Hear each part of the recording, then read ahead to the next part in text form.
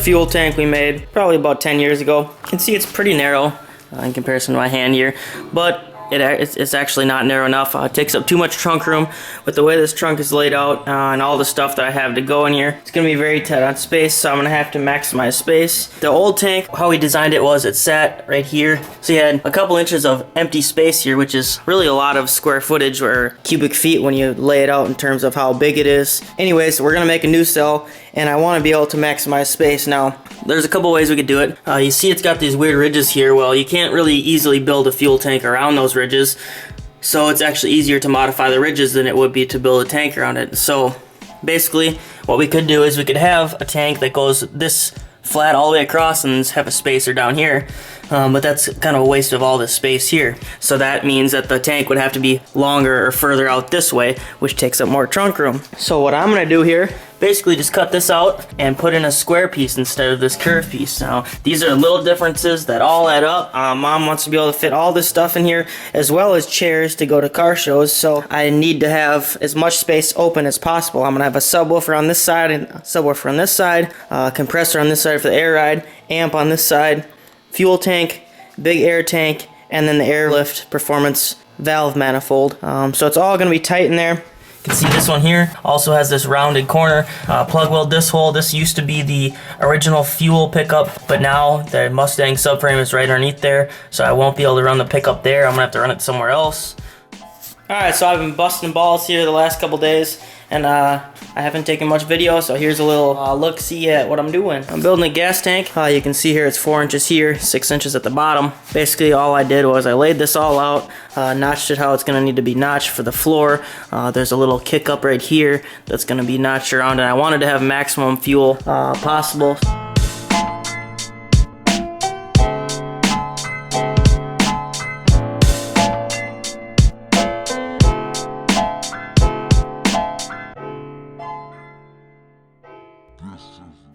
I have a 3/4 inch or a 1/2 inch flange all the way around, so that will allow me to build my last piece, which will go on top of this piece, and then it gives me something good to weld to. And sometimes I'll even clecos this tight and then plug weld those holes once I'm done.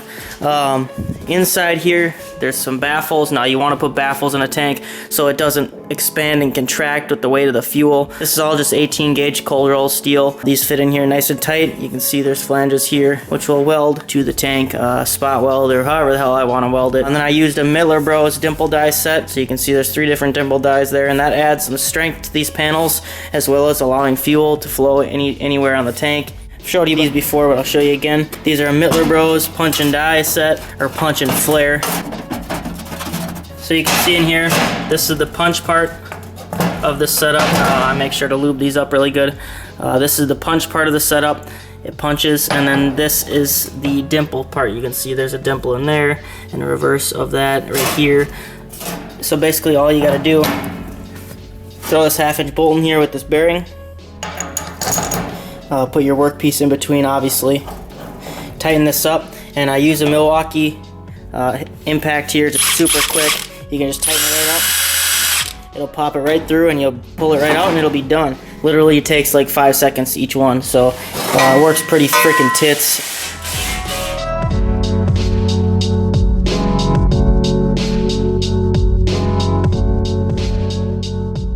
And then if you notice also down here, in the corners on the bottom is what's the most important. The fuel can flow through here and here, and it can all sort of intermingle with each other, and this will give it some strength in both directions, and it'll keep it from making any noise or cracking any welds or anything like that. This will be 17.5 gallons, and then I'll put my autometer sender up here, my fuel inlet up here, and I'm not sure if the hoses are going to be on the bottom or the top yet, but I will determine that once I get this tank closer to finish. This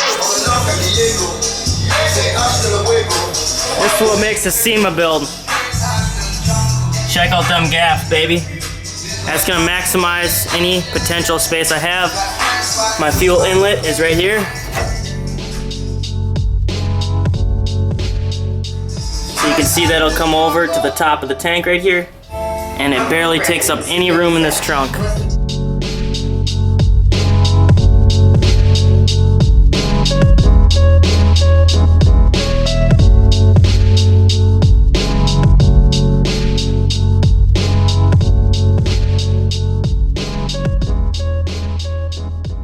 Here's an Autometer fuel sender, part number 3262. Here's the sender. Pretty basic, has this arm here, which actuates with the fullness of the tank and sends a different ohm resistance to your gauge, which in turn turns the gauge to where it needs to be. Now here's my fuel tank. I still got it open, and right in here I actually have what they call a split ring that we made. Just took some 3/16 plate, drilled the first hole, and then we drilled the second hole just with hole saws, drilled and tapped here. Now you can also buy these from Jazz Products. They're called a split ring, and they're a little bit weird because they're not actually, it looks like the holes are around a perfect radius, but they're not, so you have to make sure you get it orientated the correct way. Sender goes in there like this. So that sender's there, and then you stick the buoy, the float, whatever, up into this piece here, and you adjust it however you'd like.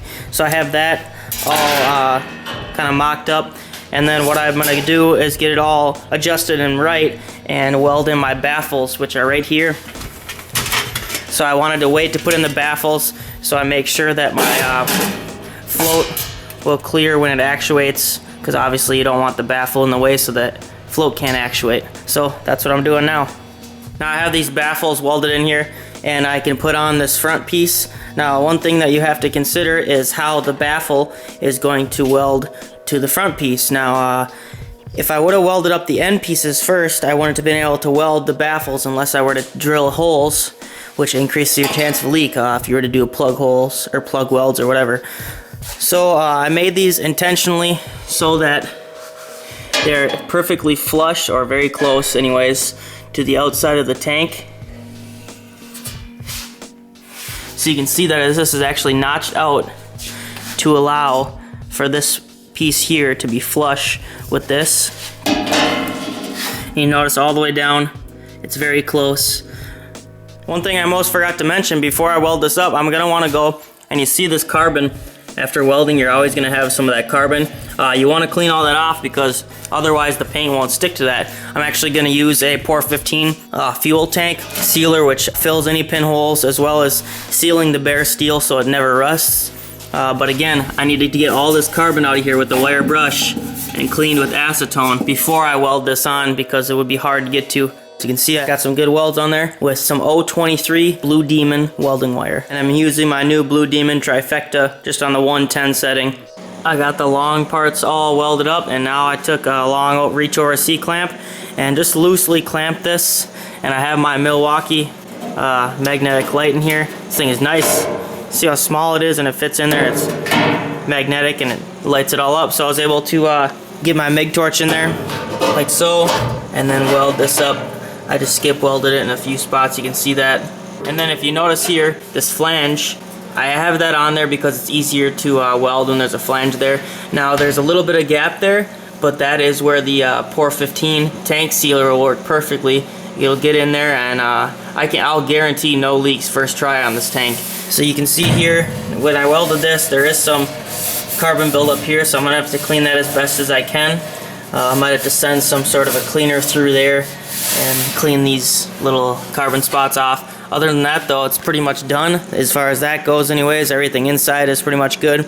So now I just have to wait for my fuel fitting, which will go down here, a tip over valve, which will probably go somewhere up on the top here, and then I can cap all this off once I get all of that in there.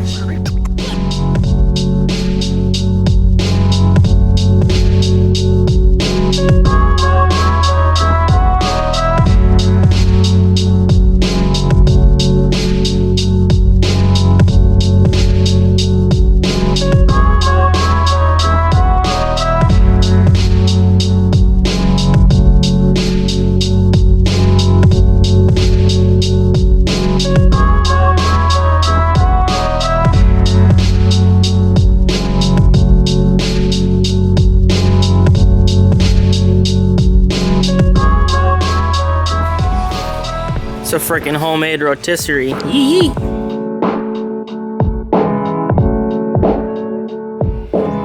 Spin it every couple minutes. Hope it coats all the baffles. And then we can spread these back out, put the long clamps on right here, and do it the long way. Yee, rednecks. This was so the sawhorses didn't tip. Oh man, it's great.